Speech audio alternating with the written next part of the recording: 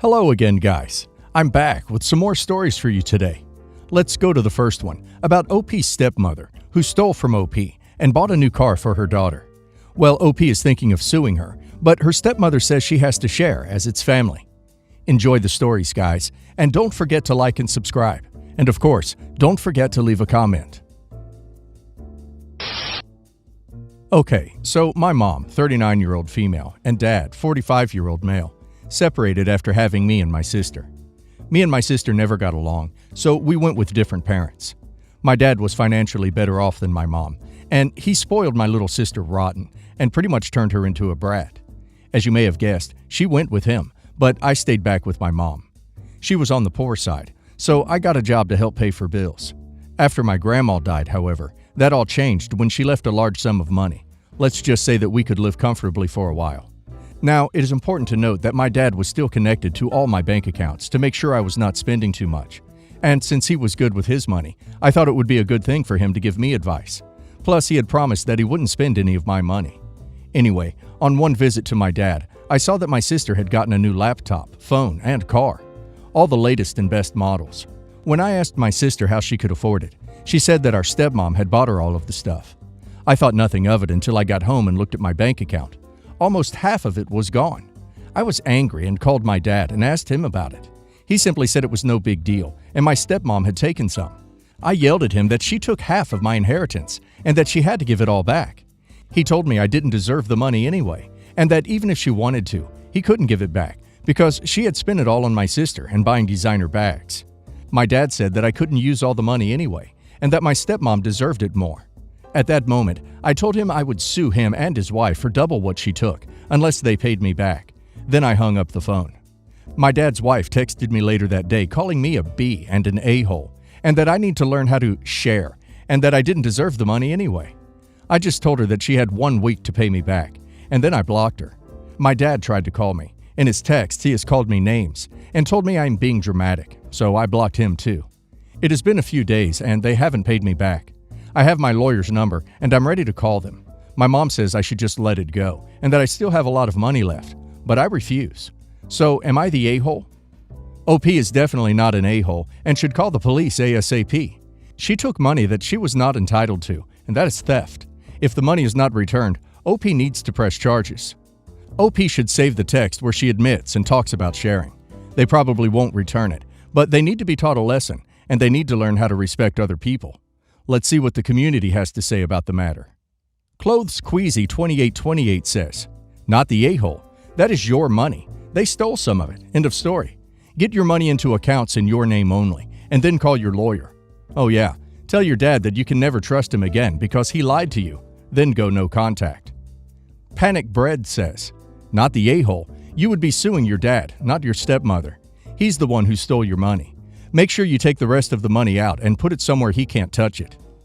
Death Finds a Way says, "Not the a-hole, but you should never threaten people. Threatening people warns them of your intent. Never let your enemies see it coming." I just recently turned 18. 7 months ago, my mom died. She was a wonderful lady. My dad is a piece of crap. Mom and dad divorced when I was 9. He cheated on her and she kicked him out. He's been married twice since then, including to my current stepmother, SS. I think of her as Step S in my head. He would almost never spend any time with me, always saying we would do something soon, but never actually showing up. When Mom died, my aunt said I could live with her, but Dad wouldn't allow it and I had to go live with him. It totally sucked. The house was small, 3 bedrooms, but there were 7 people living in it. Step-siblings, 11 female, 9 male, 6 male, 4 female, and half-sibling, 2 female. I had to share a room with the 9 male and 6 male. I had no privacy at all. I set up my gaming computer down in the basement since that was the only place there was room, and one of the kids broke it. Dad said it was my fault for letting them play with it. I didn't. I wasn't even in the room when it happened, and wouldn't get it fixed. He told me to have my aunt pay for it. I guess I should say that when my mom died, all her money, life insurance and stuff, went into a trust for me that my aunt runs. Dad can't touch any of it, and he hated that. He complained about that all the time. He did get Social Security for me though, not that he ever gave me a penny of it. When virus hit, both Dad and SS had jobs they still had to go to, but the schools went online and the daycare where the little ones went shut down. Dad said I had to watch the kids when he went to work until she got home, about 4 hours every afternoon. On top of the chores they already had me doing, and my schoolwork. I wanted to be paid. And Dad said no, I'm doing all this babysitting and cleaning and not even getting an allowance. My aunt was sending me money though. But whenever I wanted to buy something to eat with my own money, like a pizza, Dad and SS said I had to share with the other kids. That is with 5 other people. I wouldn't get anything unless I bought double. And Dad would complain that I was eating him out of the house. Well, he should have let me buy my own food. I moved out the day I turned 18. Before I moved out, I saw where Dad and SS hid some money in a coffee can.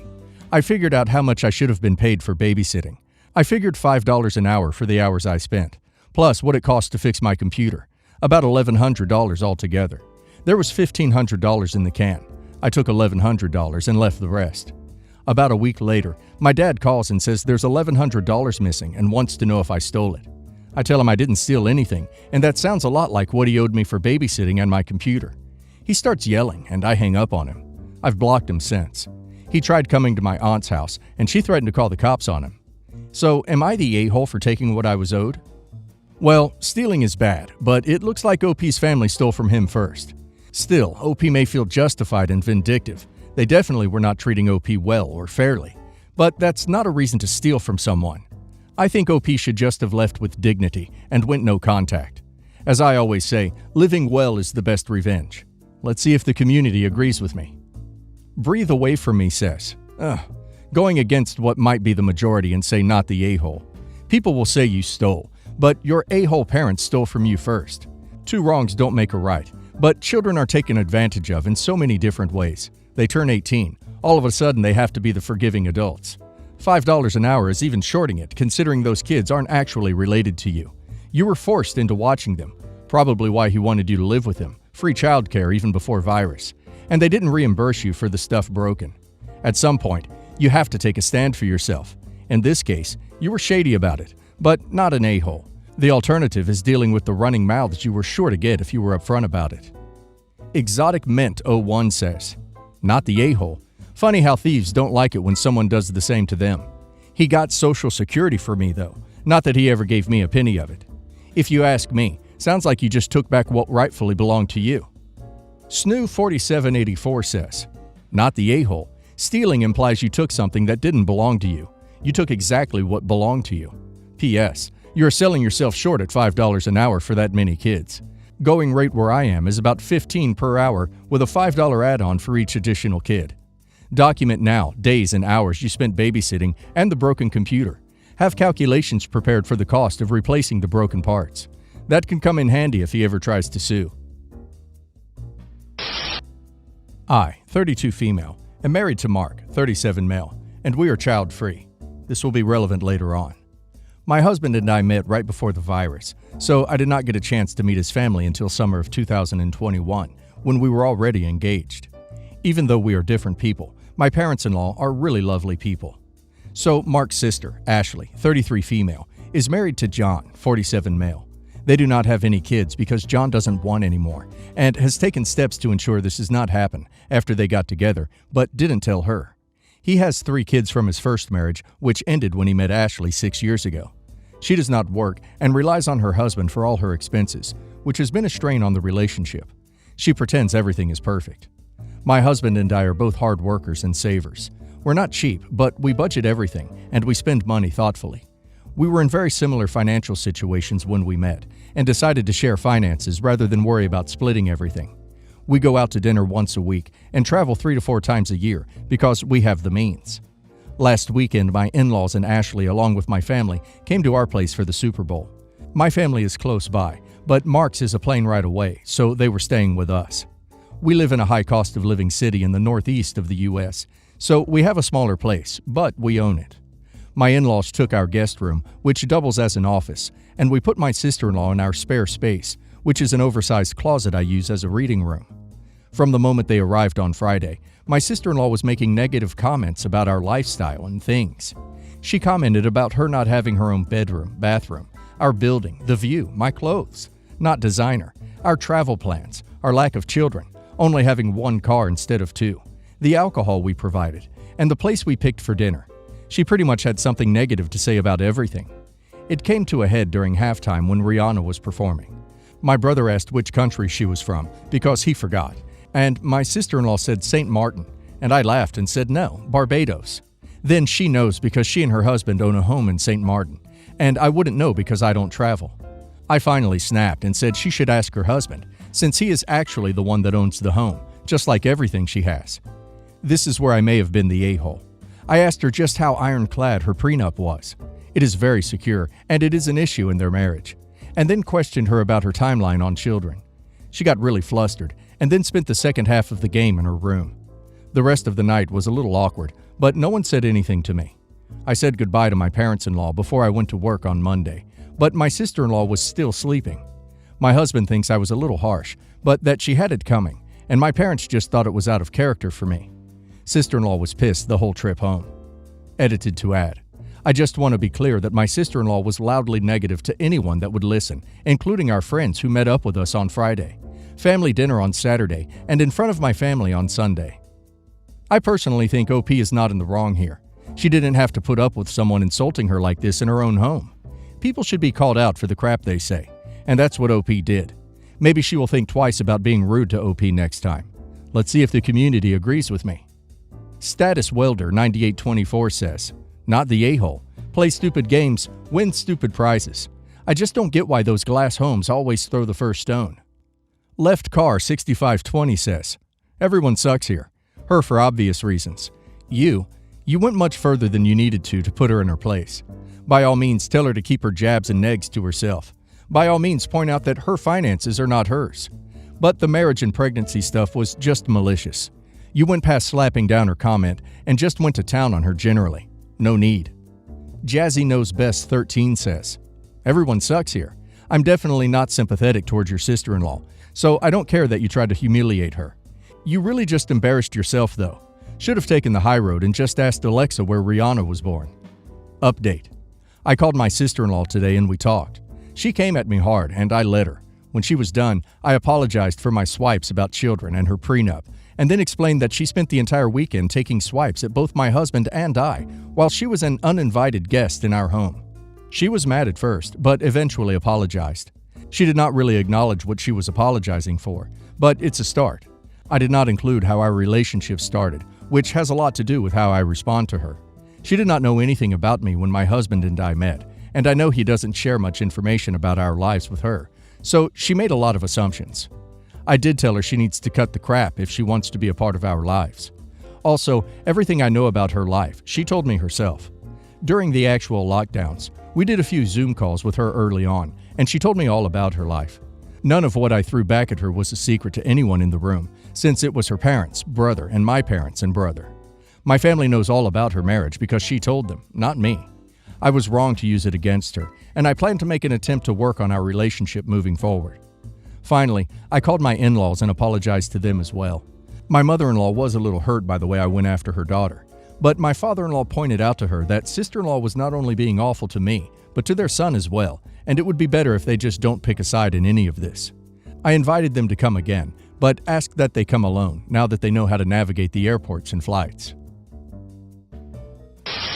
Basically, this past weekend, my sister-in-law and I decided to do a bake-off to see whose tres leches cake our family liked more. Sister-in-law and I both consider ourselves pretty good cooks, and usually always share the responsibility of making the food for family dinners or lunches when we all get together, since it's something we both enjoy.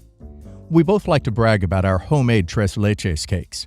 We always have friendly banter with each other about how mine would kick yours' butt, mine would put yours to shame, etc. This is 100% in a joking way, and how we joke around with each other. Sister-in-law and I had a great relationship with each other, or so I thought. So we decided we were going to actually see whose cake tasted better at a recent family dinner that we had. We both agreed beforehand that it would just be for jokes, and there would be no hard feelings. Obviously because it's just a cake. Boy, was I wrong. Fast forward, we finish dinner and it's dessert time. Sister-in-law and I bring out our cakes for the family to try. Now, I will admit, presentation-wise, hers looked way better than mine. It was a circular cake though, and perfectly iced and decorated. Unusual for the usual tres leches, but whatever. Before we started eating, sister-in-law asked if someone could run to the kitchen and grab the cake cutter tool she bought at the store the other day. My husband volunteered since he was getting a refill of his wine anyway. Husband comes back in a minute later with his glass of wine, the cake cutting tool, and a receipt that had one large tres leches cake and a cake cutter tool purchased from our local bakery earlier this morning. He questioned my sister-in-law about this jokingly. Sister-in-law loses her marbles and starts yelling at him as to why he was going through her stuff. My husband explained that the cake cutter tool was inside her plastic grocery bag, and right under it was a receipt. So he grabbed it by accident with the tool and looked at it not thinking anything, and lo and behold. My father-in-law and I started laughing a little bit. Brother-in-law, not sister-in-law's husband, my other brother-in-law, 22 male, chimes in and is all like, "So much for homemade tres leches from scratch, huh?" Now, this whole time I'm sitting there silently, because what the duck am I supposed to say? All of a sudden, sister-in-law starts going off on me, saying how I tried to outshine her by making mine from scratch. I'm like, huh? I thought that was the whole point of this, and also yours looks way better than mine, so how did I outshine you? She starts going off about how she's pregnant, and the least I could have done was let her win. She storms out and has been bad-mouthing my husband and I ever since. I feel bad because it was supposed to be a fun, light-hearted little competition. Most of the family is split because some feel like I could have given her a heads up. Well, pregnant or not, pregnant sister-in-law is still a cheater. Looks like she got mad because she got caught. Not the a-hole. Pregnancy doesn't give you a right to cheat and win. It also doesn't give you a right to badmouth someone for calling you out on your lies. CBM 984 says, not the a-hole. First off, you did nothing wrong. You just sat there as this all unfolded, so I can't see why you're at fault here. Secondly, your sister-in-law cheated and got caught. Instead of admitting fault, she threw a hissy fit and tried to defend her actions by claiming her pregnancy should absolve her from her bad behavior. Hopefully, her tantrum is the result of pregnancy hormones, and an apology will be on the way. If not, let her continue to sulk and don't apologize. She's rightfully embarrassed and needs to just take her lumps instead of lashing out like a toddler. Remarkable Inchworm says, she tried to cheat in a fun, lighthearted competition. That's crazy. That's like committing hard fouls on an 8-year-old to win a game of driveway basketball. Not the a-hole. Sister-in-law messed up bad here.